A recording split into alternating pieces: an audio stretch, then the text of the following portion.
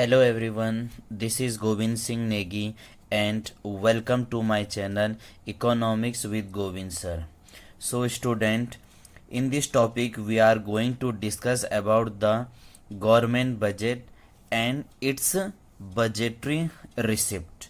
In last video we have already discussed about what are the revenue expenditure, what are the revenue receipt, what are the capital receipt, and now in this part we are going to discuss the taxes. We are going to discuss about the taxes या revenue receipt.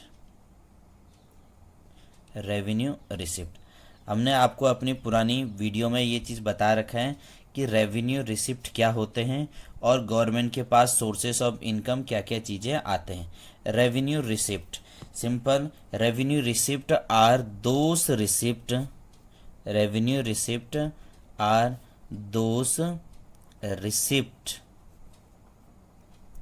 which neither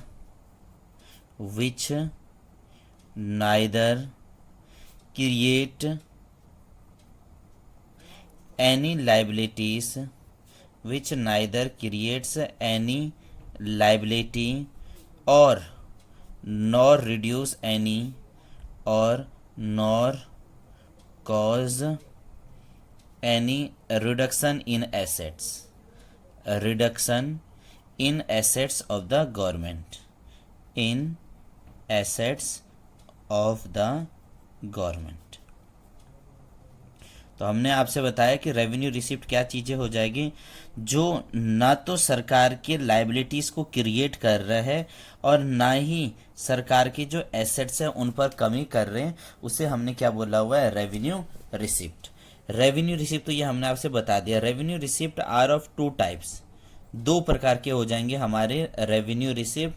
first one is a tax revenue, first one is a tax revenue, वो पैसा जो सरकार को tax के form पे मिलता है, that is called tax revenue.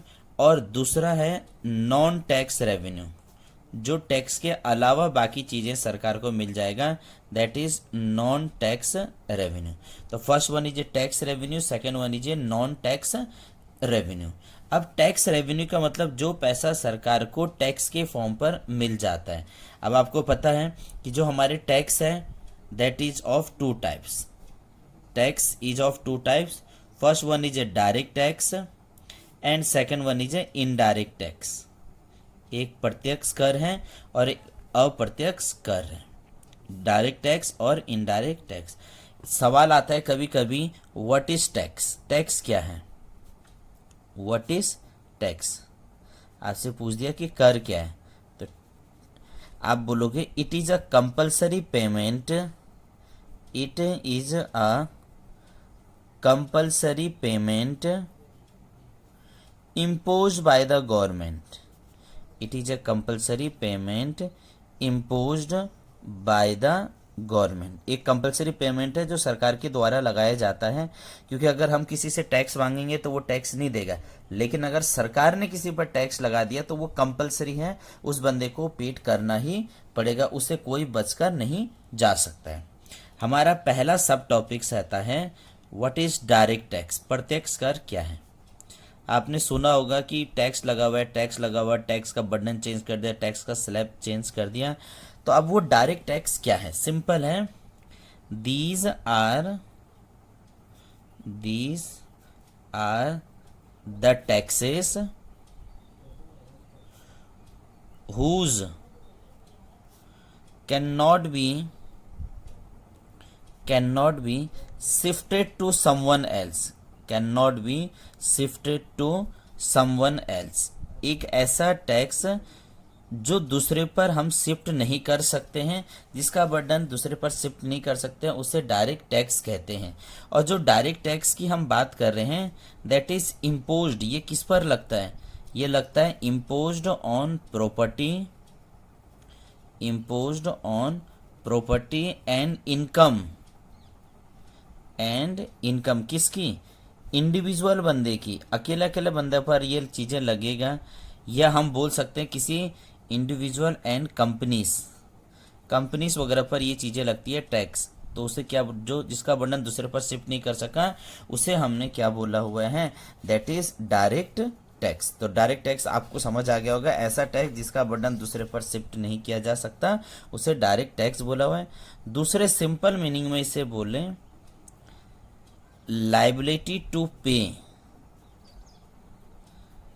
And actual burden, ये दोनों किस पर जाता है, सेम पर्सन पर।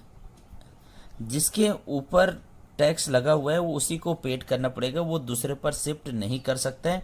And direct tax is based on income of the people, income of people, लोगों की इनकम के हिसाब से। भाई तनख्वाह ज़्यादा है तो टैक्स भी पेड करो, तनख्वाह कम है तो टैक्स ना दो या कम दो, जिसका आपने बहुत बार नाम सुन रखा है, income tax, corporate tax, property tax, wealth tax, capital gain, ये सब चीज़ें किसके अंदर आ जाएगी, हमारा डायरेक्ट टैक्सेस वगैरह आ जाता है। अब सेकंड पार्ट आते हैं इसकी, ये तो डायरेक्ट हो गया। And second part is that is indirect tax. Second part that is indirect tax, अप्रत्यक्ष कर। तो जो डायरेक्ट है वो सीधा लग गया, इनडायरेक्ट क्या हुआ, these are those tax, these are those taxes whose burden are shifted to other one, whose burden are shifted to someone else, जिसका बर्डन दूसरे पर शिफ्ट किया जा सकता है, जिसके ऊपर लगा हुआ है और जो उसको पेड कर रहा है, दोनों अलग अलग आ जाएंगे। यानी हम इसे बोल सकते हैं लाइबिलिटी टू पे, लाइबिलिटी टू पे, और जो एक्चुअल बर्डन है, और जो क्या है एक्चुअल बर्डन है, that is based on different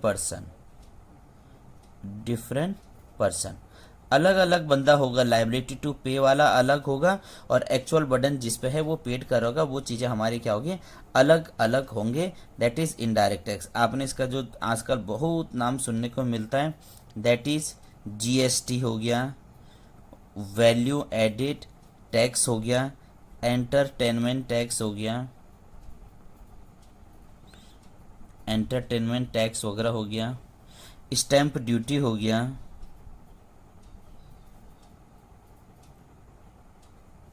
excise duty हो गया। ये सब चीज़ें क्या आ जाएगी, हमारा इनडायरेक्ट टैक्सेस आ जाएगा, जो क्या है अप्रत्यक्ष टैक्स है। और हमें हर गुड एंड सर्विसेज पे क्या होता है, इनडायरेक्ट टैक्स लगा हुआ आता है। ये तो हमारी इनकम के हिसाब से तनख्वाह बढ़ गई तो भैया टैक्स भी पेड करा। ये चीज़ें तनख्वाह बढ़े चाहे तनख्वाह घटे, चाहे तनख्वाह में कोई चेंजेस ना हो, आपको इनडायरेक्ट टैक्स देना पड़ेगा। और ये ज़्यादातर किस पर लगता है, प्रोडक्ट पर लगता है। हमें हर चीज़ पर टैक्स पेड करना पड़ता है, और वो भी कैसे, डायरेक्टली या इनडायरेक्टली। तो इस वीडियो में हमने आपको रेवेन्यू रिसिप्ट के बारे में बताया है। वीडियो पसंद आए तो प्लीज़ लाइक करना, सब्सक्राइब करना, और नेक्स्ट वीडियो में हम आपको बताएंगे कि नॉन टैक्स रेवेन्यू क्या क्या होता है।